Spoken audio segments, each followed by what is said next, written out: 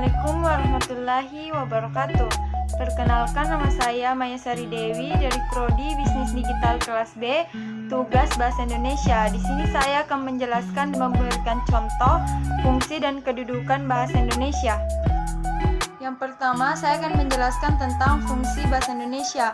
Fungsi bahasa Indonesia dalam kedudukan sebagai bahasa Indonesia yaitu meliputi 4 aspek. Yang pertama, bahasa Indonesia sebagai lambang kebanggaan nasional, yang bahkan bahasa Indonesia yang mempunyai nilai-nilai sosial budaya luhur bangsa dengan nilai yang dimiliki merupakan cerminan bangsa Indonesia.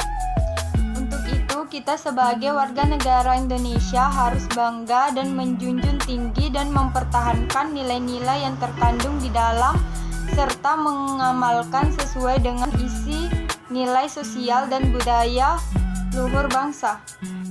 Yang kedua itu bahasa Indonesia sebagai lambang identitas nasional, yang merupakan bahasa Indonesia yang dapat mengetahui identitas kewarganegaraan seseorang dan juga dapat membedakan antar negara lain, yaitu karakter, kepribadian, dan watak sebagai bangsa Indonesia.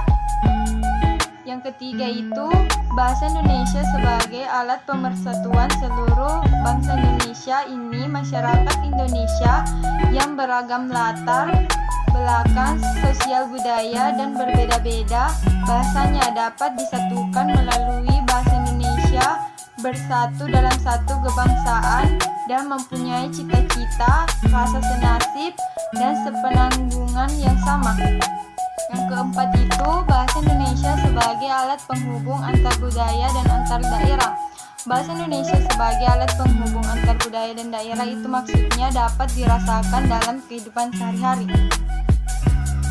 Oke, yang kedua saya akan bahas tentang kedudukan bahasa Indonesia. Kedudukan bahasa Indonesia itu terdiri atas yang pertama, sebagai bahasa nasional pada tanggal 28 Oktober 1928 pada Hari Sumpah Pemuda dinyatakanlah kedudukan bahasa Indonesia sebagai bahasa nasional. Yang kedua itu sebagai bahasa negara. Dalam Undang-Undang 1945 Bab 15 Pasal 38 telah ditetapkan bahasa Indonesia sebagai bahasa negara. Dengan demikian, selain berkedudukan sebagai bahasa nasional, bahasa Indonesia juga berkedudukan sebagai bahasa negara. Oke, begitulah tadi hasil pemaparan saya tentang fungsi dan kedudukan bahasa Indonesia. Mohon maaf jika ada kekurangan kata. Wabillahi taufiq wal hidayah. Wassalamualaikum warahmatullahi wabarakatuh.